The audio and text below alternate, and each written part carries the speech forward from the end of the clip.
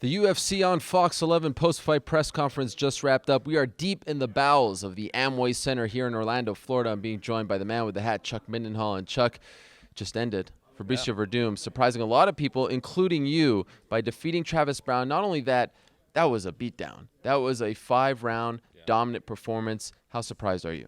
Well, not overly surprised. If you remember, I was very wishy-washy on the whole thing. You were sitting on the fence. So, I mean, ultimately, I didn't see the fight going that way. It's hard to see a guy like, Fabricio Verdum beating him in all 5 rounds, essentially. I know that one of the judges gave 1 round the other way, but that was unique. And just to watch the way it unfolded, he wanted to stand when there was like moments where they're sort of smiting each other's chest, like, hey, hit me again, kind of putting on a little bit of gamesmanship that way. Just the whole thing, but it's once again, we talked about a little bit about this on the preview show. His striking has come around to the point where it becomes a real thing. You're like, well, how does his striking match up with Cain Velasquez? To me, that's a cool little asterisk to the story now.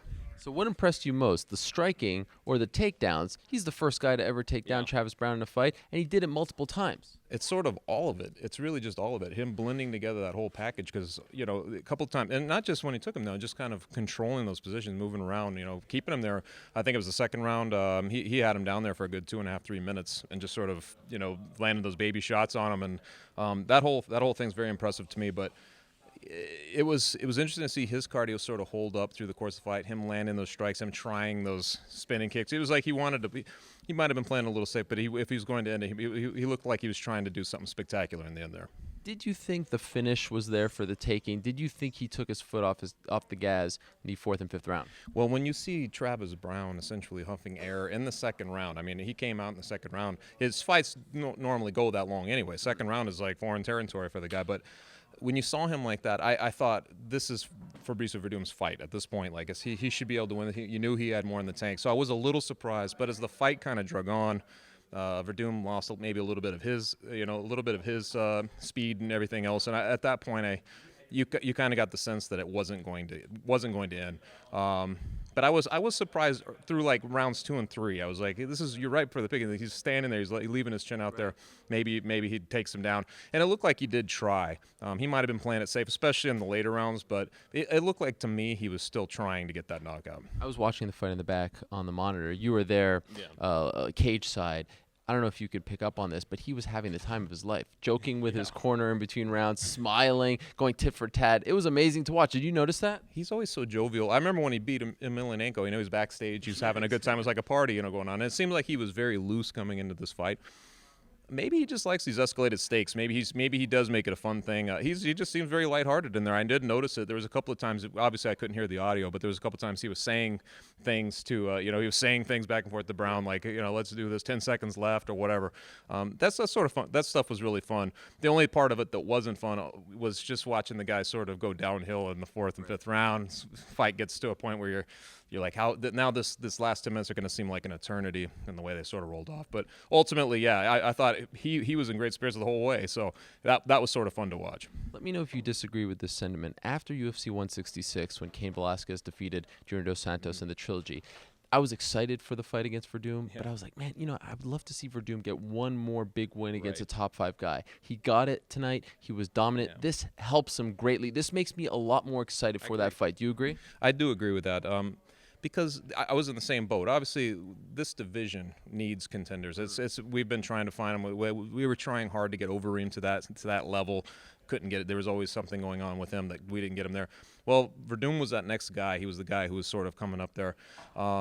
But there was a little bit of like, well, who's he beat the guy that makes it definitive? He hadn't really done that. He was just by attrition. He was that guy. So it was good for him to finally get in there with a guy who was sort of surging to the top, knocking everybody out. Won his last 3 fights by violent knockout, Travis Browne, and to beat him the way he did.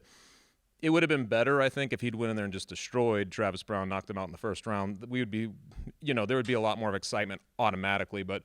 There's a lot of things you look at, and it becomes very interesting. We always sleep on Verdum. It's like for some reason he approaches these fights on tippy toe, and then he does what he did tonight. So to me, it's a very intriguing fight, and seeing his stand up where it's at, it just adds that much more intrigue to it. It's 7 months away, but I'll put you on the spot right now. Who wins, Verdum or Cain?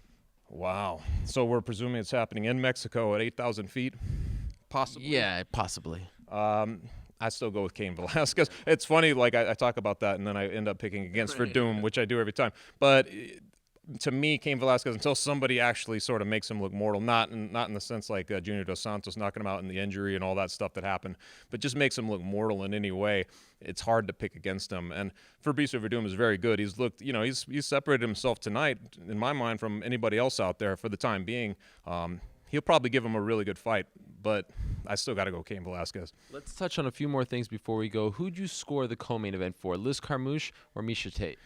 It's funny, that second round was very close, but I had Carmouche. But it got interesting because the third round was so one-sided that it was almost like a textbook 10-8, where you start to say, like, well, there's no offense from one side. Miesha Tate is controlling it, and she's putting her in dangerous positions, trying to finish the whole time. It wasn't like an onslaught, but she was putting her into vulnerable positions. So then that's a 10-8. It almost would have been better a draw in that sense. But at the same time, it was the second round being what it was. To me, I didn't really have a big problem with it because it was sort of a coin flip, I thought, that second round. Given the stage, the comeback, the opponent, the finish, was that the most impressive win of Donald Cerrone's career?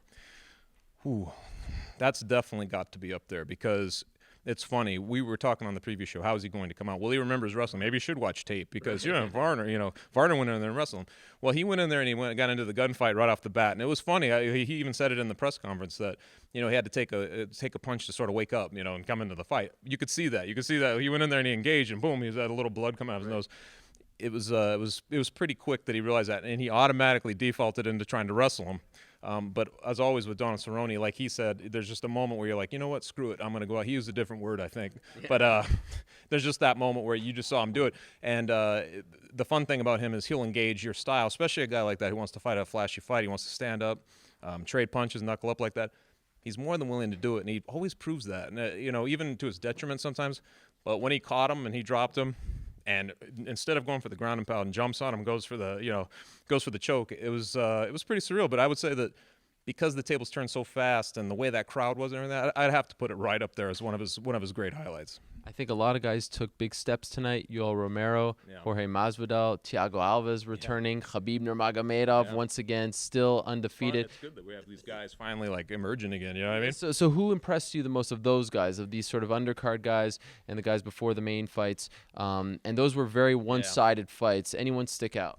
Well, Nurmagomedov, given the fact that he was fighting a guy I thought was very tough, obviously he's right up there. That was very impressive, but I think there was a sense that he could do that. Him having that wrestling and everything, just knowing that he would be able to neutralize and maybe be able to do that.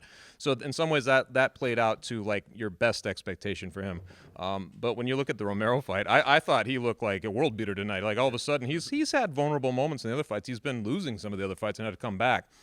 Gate to gate, he was just dominant. And that's a really tough guy. He was throwing him around, ragdolling him, and it was actually, I said that I tweeted that he was being mistreated. That's how it looked. It looked like he was just sort of being abused in there and thrown around.